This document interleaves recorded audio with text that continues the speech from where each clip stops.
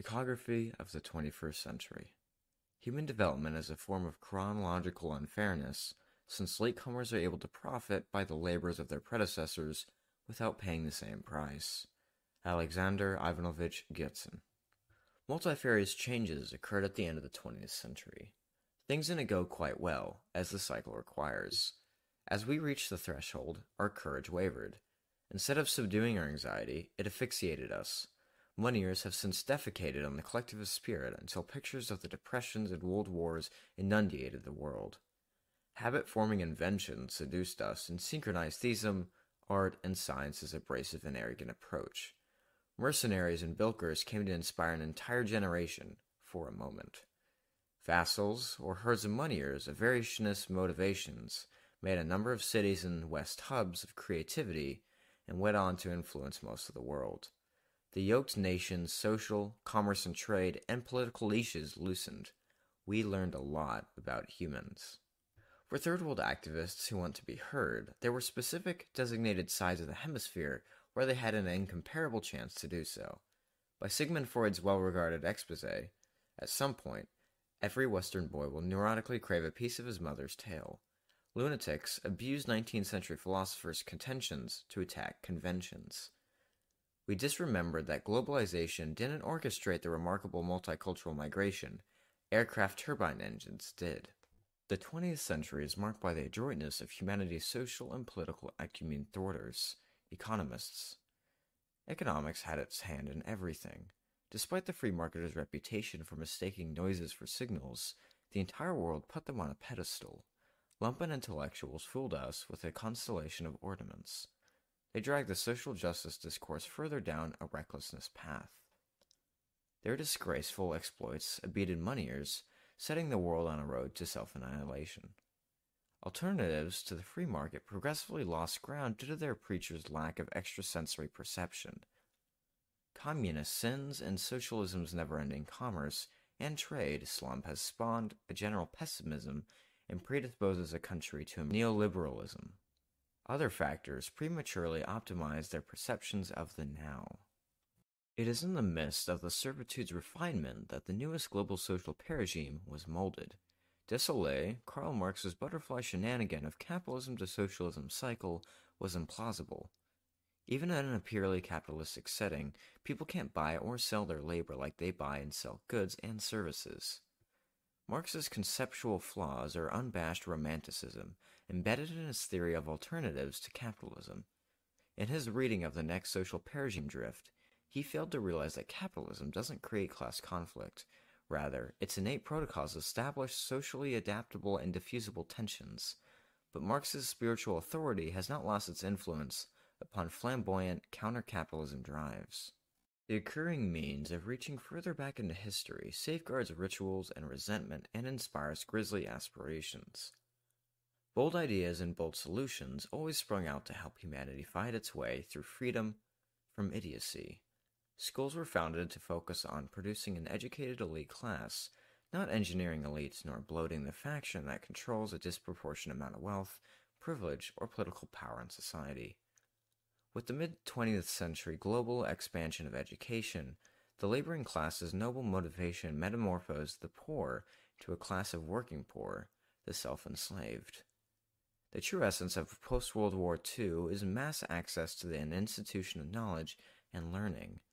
This is the most underappreciated direct consequence of the 20th century robber barons and captains of industrial, social, commerce and trade, and political sentiment shifts. Who lives, sees, but who travels, sees more. Ibn Battuta. What is it really like to be human in the 21st century? Few people are making unimaginable fortunes, while most are still scraping a living out of the dry ground. Devices insert global points of view into insulated societies' ongoing deliberations. The most grotesque wish on my bucket list is to travel with the heart of a vacationer, a schmuck, instead of being a human and visiting crappy countries. The numerous clusters of bulbous nerve endings upon the tongue by no means has ubiquitous control over the composite sense of taste. The journey into unusual emotional intelligences is bottomless. Gallivanting around the world with humanist beliefs fades the vastness of space and ethos between isolated spots. Social issues initially deemed in exceptional incidences are revealed to be large-scale, virulent, and overwhelmingly complex. Except that being a wanton critic of everything leads to the taste of mortals' wobbly conjoint peculiarities. We subscribe or are complicit in monstrosities and to bugaboos of beautification. Economics has developed an appearance of sapience. Slavish trust comes in many flavors. Facts learned from perusing manuscripts or hot tips uncovered from the deep web make a colloquy fascinating, but it isn't the same as knowing something. In order to draw a distinction between a hum and a howl, one has to walk outside and withstand humanity's inconsistencies in idiosyncratic surges. The certain paradigm shifts inherent to humankind's perpetual renovations keeps relevant with the context in which phenomena occur. Developing knowledge from the direct experience outside the conventional setting backdropped with golden sprays rips up the rules and harmonies of the 21st century's examination. Mythical wealth accumulation steps have a grip on the poor anemia. Conformists believe in capitalism and folktales and have faith in its ostensible coherence. Normal folks embark on a messianic crusades as they believe that the most effective way of attaining social, commerce and trade, and political utopia are through capitalistic conventions. Society's focal point is oriented towards ideologues that can be round-up followers. They yank people into believing in beliefs rather than believing in a belief. Lumpen intellectuals massively play a fundamental role in inspiring, guiding, and directing the public's lopsided sentiments on social, commerce and trade, and political issues, whereas religious institution guidelines for what is right and wrong debilitate hominids longing for emotional autonomy. Lucrative ambitions and narcissism underline the circumstantial parallel between Lupin intellectuals and religious public manipulation styles. Poor folks surrender their rights to the two and feel a contractual obligation to fulfill their duties of upholding outrageous principles by any means necessary. Science and art have infused the world with an overwhelming sense of redemption. Creativity is the quintessence of the present-day priority, which is pushing boundaries of the unknown on the double. New technological applications are treated as pathways to society's bright future. Restricted cultures are tossing out elements of archaic social constructs and are also living on these redecorations. Gadgets have engendered the supreme intrusion on our primitive instincts and mock individualism. The psychological devaluation of traditional financial institutions' power over money transfer value has triggered a reassessment of the deep-seated notion of currency. Cryptocurrency vows to abrogate the bank and government jurisdictions over money. Digital currency with no intrinsic weight is amending the existing perception of money. Meanwhile, gunning down suppressed big cats is the asshole's contribution to their former colony's tourism industry. Social examiners used a razor blade to cut away humanity's epidermis to reveal what's going on underneath. Setting up a Bellagio's classically bonded leather-tough chaise with Ottoman Bellagio buttons in the center of a town will get people gaping away secrets. For penny-pitching sleuths, there is a less cunning, but it's a parsimonic tactic to urge people to talk about every detail of their lives, to be human. Despite our cultural contrasts, human beings act and react similarly in impassioned transactional situations. Currently, we are all maneuvering to fall into the middle class. The most comforting feeling in the middle of the sinking Titanic was certainly not being in the rear deck. The first pile of people did disappear into the ocean. The sight of the ship's captain, crew, and the rich twirling on the front deck was perhaps inspirational. Desires underpinning human behavior are really old. The essence of the quest fundamentally remains the same. Outwardly, the permanence and universality of the most evident social and political folly is paradoxical to humanity's overall ambitions and shared talents. Everyone designs who devises courses of action aimed at changing existing situations into preferred ones. Herbert Alexander Simon. A ray of light shining brighter in the dark is not always a good sign. We embellish the 21st century's conflicting two-story painting. The flamboyance of the canvas colors depicts the privilege and arrogance of the ones who worked hard to keep the dice rolling upright for them. The background is crammed with the emasculated bodies of the naive working poor doing all the hard work. The beauty of the chef d'oeuvre would be misleading even a connoisseur to contest distinct biological prejudice and point out class struggle. In every nook and cranny of the world, the rich always appear to impart profound and prejudiced capacities far exceeding the poor. During the medieval era, slave servants saw children from rich families being schooled by a private tutor at home and watched them grow up to become their children's masters. People with knowledge have always been highly honored by their countrymen. Hence, to the eyes of the poor, knowledge means a safe, secure net worth. To deny colonization mindset is still shaping the Third World's current state of affairs is either stomach-churning naivety or cruel insolence. The masters left to their former colonies the culture of shitty governance, massive mineral wealth misused and pocketed by the few to the detriment of many, an education system that leads to no jobs. The trauma of the Cold War Chronicles is being given a second life, with the wealthy nations scrambling to secure a national resource saga. Western financial scavengers, memory raiders, and bullish adolescents, with the help of international organizations' muscles and long arms, are playing a role in constricting third-world conversations around the ascendancy of democracy. Their triumph is not of fecund vices such as corruption or corruptibility. They want to be able to realize their monstrous fantasies without the gyrations of post-colonization submissive generations of complicity, or at least compliance. The apparent sickening reason of ascendant's premise, a tyrant's firm grip is necessary in order for a nation to succeed and take its future into their own hands, and is said to be applied only to the southern hemisphere. Flawed notions romanticize the struggle for social justice anywhere in the world. A human is not, by nature, a docile creature. Subservience can germinate under favorable conditions, or by severe and prolonged spirit mutilation. Regardless of time period or culture, truculent enslaved men and women were always consigned to lifelong torture or other cruel, inhuman treatments or punishment. Shackles were not only used to restrict movement, but to humiliate defiant individuals. Slavery ceased to be the conventional mode of production. The slaves have since melted into the vast throng of the destitute. The ignominy of being enslaved is far worse than being dirt poor, but any prolonged ill treatment ebbs away self-esteem. People lose the sense of their rights and what is right. The weight of oppression lingers longer in the emotional fragments that carry the instructions of thought process. It is a powerful contributor to some underlying glitches in the poor's problem assessment and decision-making methods. Free marketers' unrelenting propaganda, political actions, and the rich display of their lavish lifestyles have emboldened the poor to push all of their chips to the prospects that hew to capitalism's hypocritical motto. One thing could be said about men and women who embrace their horrible fate. They conspire assiduously for their offspring's emancipation. Their harsh living conditions is a potent impedance to envisage and plot for their kids a lavish lifestyle with a horde of servants and a pool full of bullion coins. There is no written statement. The labor class perceive that education is a way of accumulating wealth and increasing the share of power.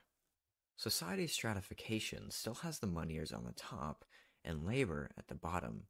Poor people who rip their hearts out get tied up with golden shackles, and they amount to nothing more than despicable assholes. They blame the people when the blame is on the system. Filiberto Ojeda Rios.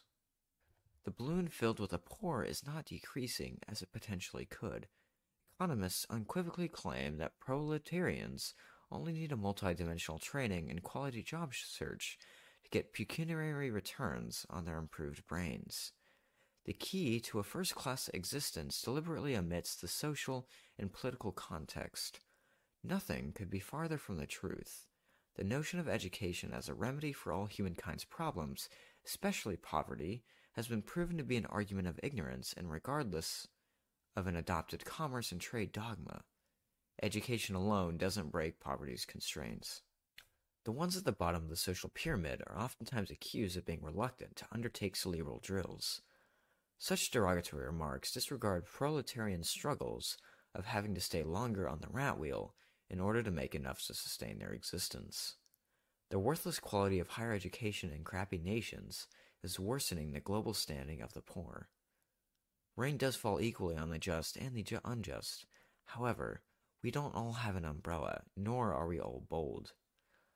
The rate of technological change now is greater than in recent past. It has become a pretext for ignoring the army of the unemployed despair. A parallel can be drawn between the deliberate killings of the Moriori by the Maori over karak berries in the midst of the Pacific Ocean, and the Mayans by conquistadors searching for gold on the new continent. Customers' lures were refined with Aristide Bukakari selling goods at a fixed price and tolerating exchanges and refunds. Better than in the Grands Magasins du Fail, Harry Gordon Selfridge made common folk feel like royalty. Gerard Locke and Edward Barnier convinced us that the consumerism is the best instrument for self-emancipation because materials aren't the only expression of true love. Commerce and trade have since taken a better view, but our collective consciousness is limping. The charming cliche's anthem, globalization or one world, is diverting humanity's attention from the continuous repulsiveness of the world's state of affairs. The cliche has disregarded the quality of once. Globalization has intensified overconsumption and sprung out the latest customers' breeds, shoppers who have a shameless sense of entitlement. In every glamorous city, one doesn't need to dive into its underbelly to cross-examine and photograph people in the most desperate of circumstances. The shining parts of the world are currently experiencing a partial loss of memories and apathy caused by the drawn-out pause between their regional bloodshedding cyclic peaks. We don't need to scratch deeper into human memory to dilute the westernized and aesthetic facade of the Southern Hemisphere. The free market has been crowded as the summit of social, commerce and trade, and political models, beyond which there is nowhere left to climb. The concept has reduced the world to an asylum run completely by the inmates and the working poor. Indolence is prolonged while fewer and fewer people can honorably achieve the ideal of well-being. Commerce and trade maestros whisper foolishness and economics purpose and nature only to each other, then turn around and propagate rules underlaid by concepts 100 years out of date, making capitalistic social arrangements better and transcending obsession. The crux of commerce and trade debate is deliberately astragic. The trained observe the samurai code of loyalists. Exclusiveness extends trivialities in the overly narrow research on economics. Evidence of pervasive social injustices in a particular area of surplus creation and distribution doesn't produce howls of outrage from the public. For the one-percenters and the little bourgeoisie assertions that global socio-economic injustices claims are nothing more than a fallacious attack on capitalism. The public is less vulnerable or voiceless than ever before. The democratization of knowledge and the wider circle of public participation are felt in the partisan nature of politics. The freer people get, the more confident they get. Freedom and confidence don't automatically activate common sense neurons. Sharp people who second-guess their doctors wouldn't dare challenge economics dogma. Doyens wrestle with the present-day complex social, commerce and trade, and political disputes using prejudiced reinterpretations of old manuscripts. The global restlessness, angst-ridden mood is ignored as if an apocalypse could never happen. Most people are already offended before ever encountering the substance of the counteroffer to capitalism. The old men died beneath the wheels of the 20th century. There was nothing left but stains, blood stains, and fragments of flesh. And the same thing is happening to my generation. Dambonzo Marashara. In the West, commerce and trade view wrangling is taking precedence over political melodramatic scuffles. The expectations about leadership are changing because social agents and patterns have to derail old concepts of nation, state, and power. The standard of living improvement has fostered social capacity innovations and has altered community bonds between leaders and followers. Time and time again, national distrust flares up and raises higher the level of citizen commitment to irrational anthems and creeds. In some countries, social absurdity is continuously entrenched in their dialogues. Avid bandits are relocating entire national wealth and natural resources control of the third world to the first world. It is naive to underscore this pattern of collective neglect by modern economies and is a distinct threat to global security. As a result of profit repatriation by foreign companies to their countries of origin, they plan a decor for rich to poor and create a win-lose agenda, leading to heart-rending results upon the host land. Their action intensifies the bleak outlook of the disenchanted left in the mire. There is a limited number of ways to dance to this mambo correctly. The legitimate scope of contemporary form of cash expansion should require each nation on the negotiation table to respect the claims of justice for all. There is more to the real story. It is not easy to make a decision when every alternative requires a high dose of evil. The developing nations today face a role model dilemma in selecting the most elegant way of pulling themselves out of the socioeconomic sewer. The coveted country's blueprints are all sketched with a bloody ink pen. The plot with the highest probability of success holds devastating costs in terms of collective wisdom. The perception of chick enslavement in reality rationalizes ruining the social fabric, except that they want to neutralize pervasive poverty by jumping into 21st century commerce and trade while holding on tightly to their primeval hunter-gatherer arrangements, beliefs, and rituals. Another option lies in following in the footsteps of highly developed nations by developing an impressive defense industry, then emboldening the oppressed to rebel against tyrants, which generates new orders from totalitarian regimes, for weapons to crush any resistance, and military technology to spy on the masses. There is also the subliminal conquest of a nation's rich in natural resources and the externalization of the social and political mess, which is the most proven high-yield scheme of all.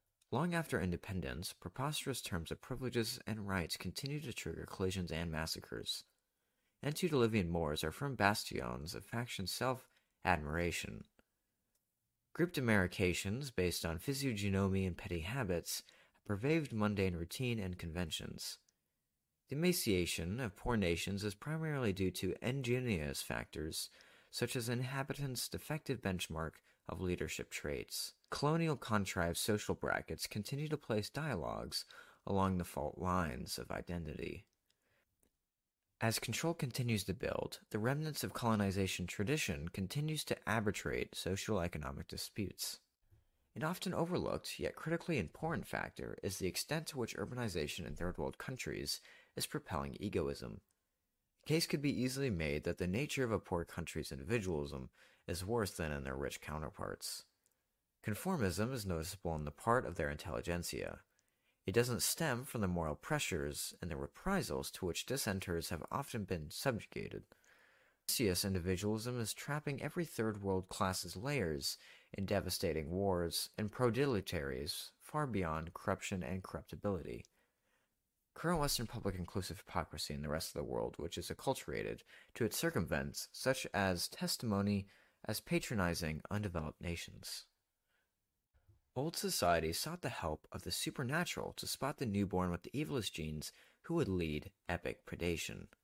A leader's viciousness was universally the source of domestic pride. History commemorates groups tainted by insatiable appetites who subjugate their weak neighbors and expand their territory. Self-denigration produces sufficient misperception to lower common sense levels.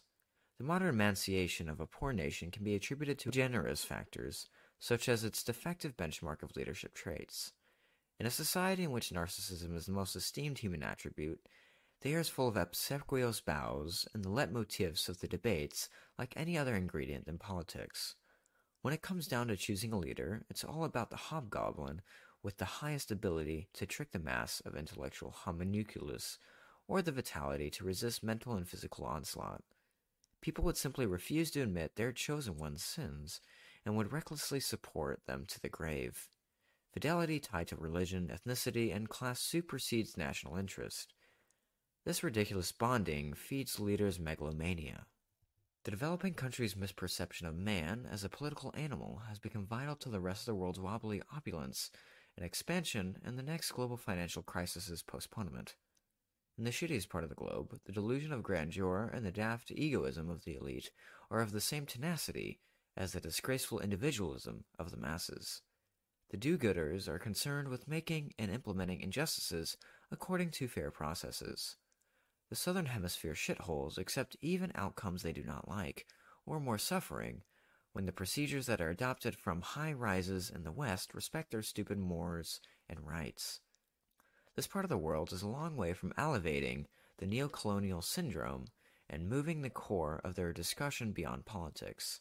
The trails of blood of their heroes are left behind as they were severely beaten and dragged into boilers by drunk monkeys starting and ending in the South. The commodity originally appears upon becoming the property of some person, Coso uno.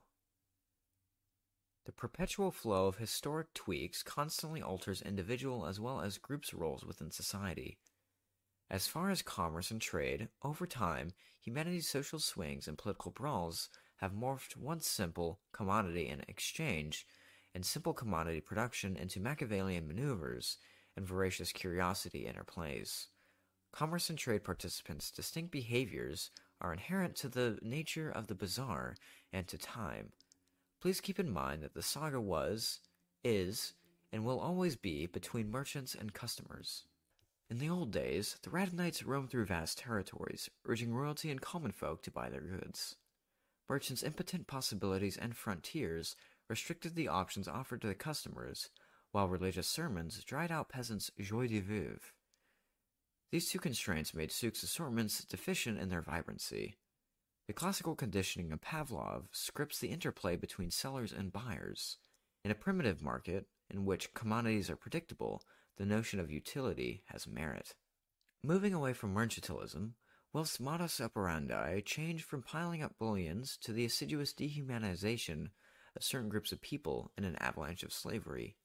Human bondage is an efficient tool when the freely accessible source of nutrients is deliberately made inadequate.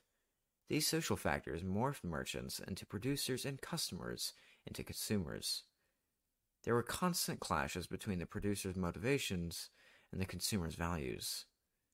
Captains of industry used the principle of via volant to rule out labor and consumers. Philosophers such as Bernard de Mandeville saw a dose of vice in the Christian virtues of his time as indispensable for the blossoming and blooming of commerce and trade. The ascendance of capitalism in its right form, mutilated on every side, included merchants and customers, the onus of commerce and trade.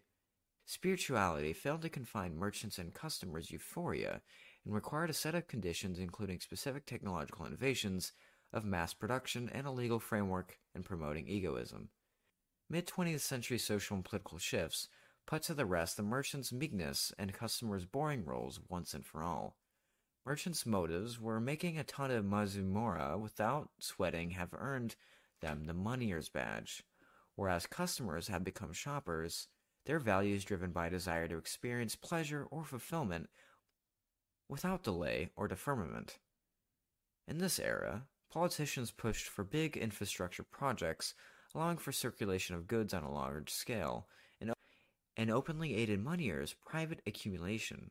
The sentiment of society during Plato's time was that moneymakers are a tiresome company, as they have no standard but cash value. Moneyers' gains buy or benefits from others through complacency or compliancy. In the capitalistic jurisdiction, merchants are ruthless moneyers, and their motive is to make a ton of money. The ignoble objective requires figuring out how to break customers' indifference. Common era enterprises, with the help of collectivists' battalion, are all centered around conjuring up customer deliriums. Merchants more enthusiastically imagine and spit out new stuff with complementary functionality than produce monotonous essentials. Nowadays, merchants endlessly ruminate on befitting willy procedures to make their traps work. Enterprises' preference for a customer's indifference seems limitless when blended with romantic stimuli, intellectual intimidations, and an individualized consideration for common folk. The full power of preference has been passed on from sellers to producers rather than to moneyers. In the 21st century, moneyers can't compel or coerce customers, but rather influence shoppers to take action or perform an activity. Today, we are experiencing the notion of influencer and influenced. Jose Julian Mati Perez. No one is beautiful. What we are is a convex projection of oneself. Curved or bulged inwards, our persona appears thin and tall to others. Who we are is a concave projection of oneself. Curved or bulged outwards, our self-esteem appears short and fat to ourselves. We now have at our disposal an unimaginable quantity of trappings to exaggerate the features of our character. The inflated complexity of this hoodwinked perception creates a parallel potential for a delusional sense of being beautiful. It is a psychological quagmire. In the 21st century, humans collectively spend more time sculpting, promoting, and retuning foods and stuff than on farming or producing amenities. The moneyers' thirst and shoppers' ache are all the freshest essences of the commerce and trade waltz. Our examination of commerce and trade has not made any significant progress. Economists abuse the term scarcity in order to thwart moneyers' influences and shoppers' impulses, and to draw nifty graphs. This cunning approach has had its far-reaching repercussions. The dismemberment of commerce and trade interplays is starting to be infused with socially inclusive approaches. Newfangled rationalizations of moneyers' influences and shoppers' impulses are steadily brewing. Customers are absolutely unmoved by merchants' concerted efforts to purvey ecstasy unless a basket of specific values assigned to an item validates their impulse. To put it in the most simplification form, a customer's indifference depends on an exchange setting, intuitive feelings, and the fact of continuing to exist. The implications of these prepositions are key to the chapter on tabula rasa in this book. There is more to this than meets the collectivist's eye. We have long agreed that human nature isn't fixed. Human nature is central to winding the confusion concerning why we do what we do. At first glance, human routines appear quite absurd. Science's binoculars heave social causes such as poverty, inequality, and unemployment forward. The superficial intellectualization of human nature makes context and insight equally critical to understanding any creature's propensity of actions. Social reflections frame customers' pursuit of fulfillment on a caprice contingency scale. Technological innovations shed new light on the complexity of sales control systems and reveal that what humans for so long thought were inner voices or a soul are rather biological receptors. Biologists have ceased to adhere to the antiquated works of Hippocrates and Galen. Given the radical advancement of science and technology in the last few decades, it is an offensive to dissect commerce and trade actors on the receiving end, disregarding major breakthroughs in neuroscience. Humans' actions and reactions boil down to neurotransmitters which play a major role in shaping everyday life and functions. A neurotransmitter subliminally influences customers' action through a remarkable number of mechanisms. The 5 traditional senses are physiological capacities of organisms. They play a role in converting some external physical signals to neural signals that the brain can understand. In Greek mythology, Zeus handed Pandora a box and said she was not to open it, but she opened it anyway, and released all the diseases and evils into the world. Temptation is welded to proximity in space. Propinquity is key to attraction. Proximity's value was the customer's dominant factor, which marks the pre-mercantilism era. The human gut is an enteric nervous system sustenance value, or as neuroscience experts call it, our second brain. This value stamped a capitalistic social progress paradox as communal lands were taken away from peasants, and the notion of trading one's time for a means of subsistence became prevalent. The consequence of the unskilled laborer's increased density in cities led to the pervasiveness of universal subordination to physiological necessities and sustenance values. The ability to respond to stimuli is a fundamental characteristic of living organisms. The central nervous system collects information about changes in its environment, both internal and external. It processes information, often relates it to its previous experiences. One remarkable feature is the speed of the response, which is virtually instantaneous. Sentimental value is a purely psychological necessity manufactured by positive occurrences or phantasms. It is a symptom of the 21st century's new paradigm. On paper, the customer's propensity for action can decidedly be anticipated by means of observation or experience, as well as theory. Self-motivation to acquire an item or to subscribe to a service is, in essence, an instant mental assessment of values attached to its tag price. It is the same as saying that customer indifference towards it is more than zero. The cyclical change of a particular customer's value greatly depends on the set of social and political conditions. Our sensory mechanism has played a great role in our primitive emotions. Marketing schemes' vitality in the Anno Domini era is an evidence of customer indifference and fluidity. Data assembling and human interactions revolution brought a sea of changes into play. It has altered the nature of money and land and prepped labor. The Industrial Revolution's leading man was assailed with waves that shrunk his main due of muscles. Body mass is no longer the pull barrier to factory efficiency. The von Neumann-Morgenstern axioms are now exclusively factoring in merchant decision-making and do not apply anymore to customer psyches. Enterprises have become sophisticated at mapping customers' impulse patterns. Fashion's lifespan is constantly shrunken. Financial institutions dilute the distance between our fingers and our bank accounts. Item swaps are mediated virtually. Enterprises count on expertise or ingenuity to reach deep into the customer minds and wallets. Moneyers' wickedness and shoppers' limitless cravings are threats to every form of life. There is no way to put a brake on the trend caused by the expansion of scientific knowledge's applications. Applying psychological insights into economic subplots demonstrates the inherent fluidity of values and makes shoppers malleable and at the mercy of moneyers' greed. All of this has far-reaching implications for understanding the bizarre beings we have become in general, for commerce and trade in particular. Looking backward was written in the belief that the Golden Age lies before us and not behind us. Edward Bellamy. The 20th century was one of bloodshed and violence under the false pretense of social-political dogmas. Operation Condor, the crusade of radical repression and horror in Latin America, had nothing to do with capitalism versus evil communism. Beneath the surface and behind the facade, 21st century enthusiasm is not enough to cure the malaise permeating the entire world. We have long agreed that we ought to conceptualize a social transformation podium and embark on the easier task of grasping the new paradigm we do live in. The counterpunch to capitalism has turned out to be a pure shindogu. The rash design and assembly of items, concepts, and obsessions is an indication of humanity converging towards one single point, the death of creativity.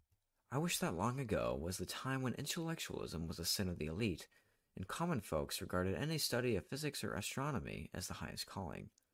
We are still in a deep cerebral semi-vegetated state, at least 99% of the time. I feel bilious every time I assess squadrons who are taken by banal social movements and hoobaloo over political parties. How best to depict the 21st century's global socioeconomic nebulous trajectory? Arrogant, selfish, and judgmental creatures are pushing global welfare to the brink of collapse, aggressively taunting Mother Nature. Theorists are liquidating career reasoners, and the rest of the world is cheering for them. While social derailment is happening, traditional blocks fund choirs of eunuch scholars to charm and to hypnotize us with subliminal tunes and the aroma of cerebral defecation. Most observations on intermerce are mostly inaccurate, not surprising conclusions, and prescribed remedies are often dead wrong. What good is a joyride on a paved road from nowhere to nowhere? The idea that education is the topmost important factor in the development of a nation or the betterment of an individual standard of living is a lie. Learning at a college or university level only influences the collective way of thinking about robbers' way of amassing wealth and glory. The truth is that education does not help.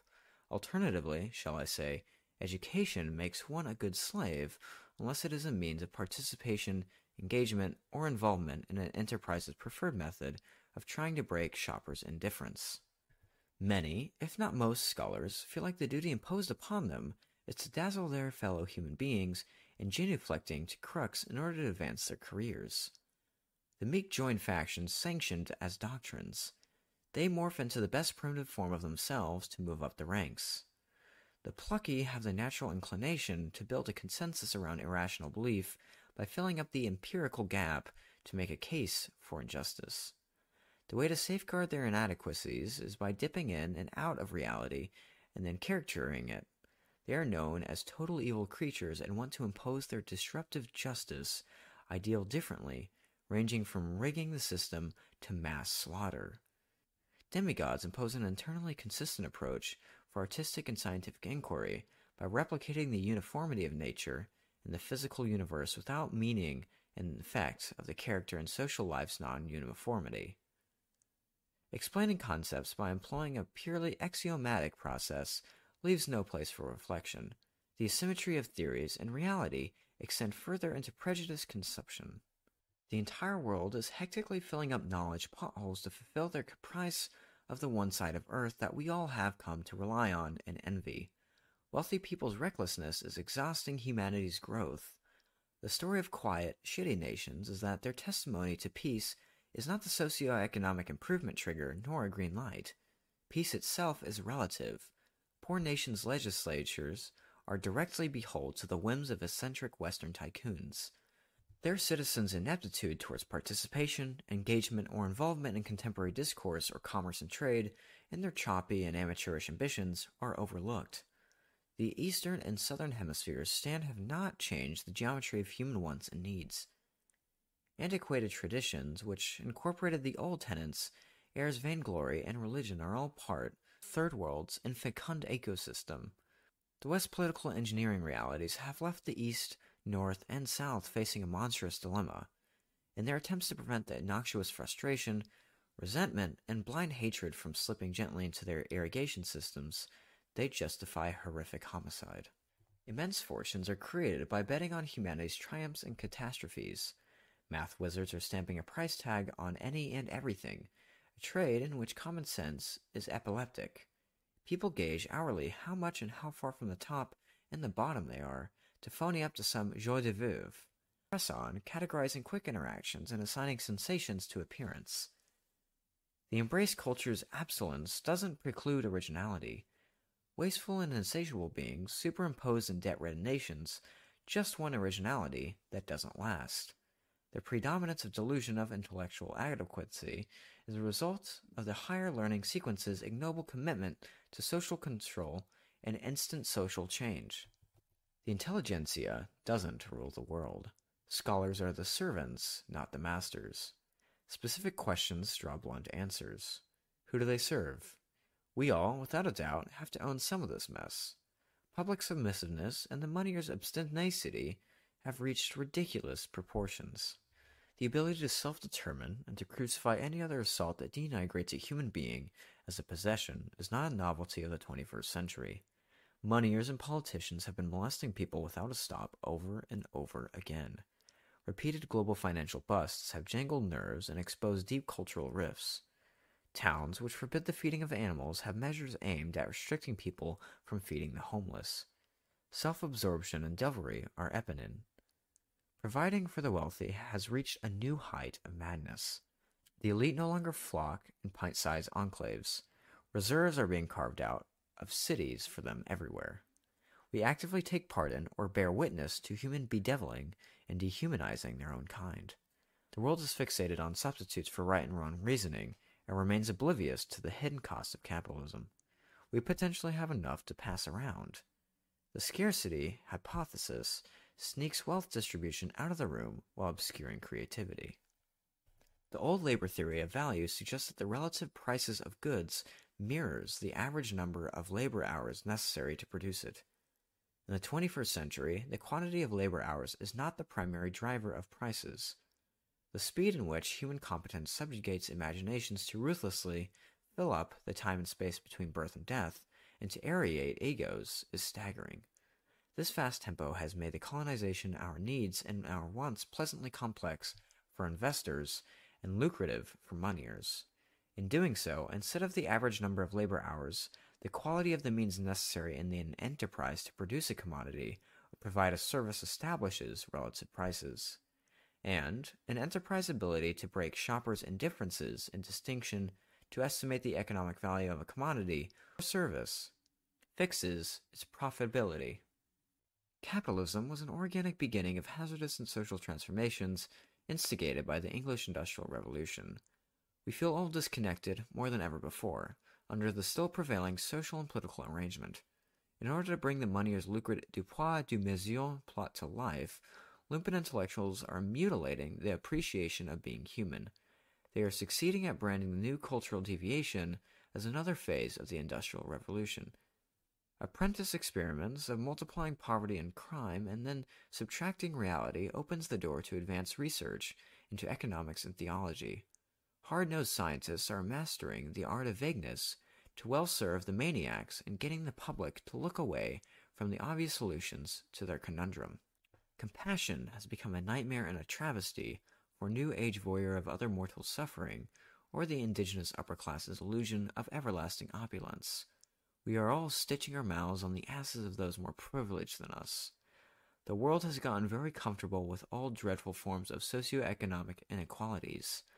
The laboring class has morphed into being outrageous human centipedes. The diagnostic of the 21st century main upheavals, wealth inequality, and climate change, and the social classes' skirmishes resulting from the paradigm shift, reveal that we are in dire need of a morals novum consensus, new moral consensus. This will bring forth social, commerce, intermerce, and political covenants appropriate to the 21st century and beyond.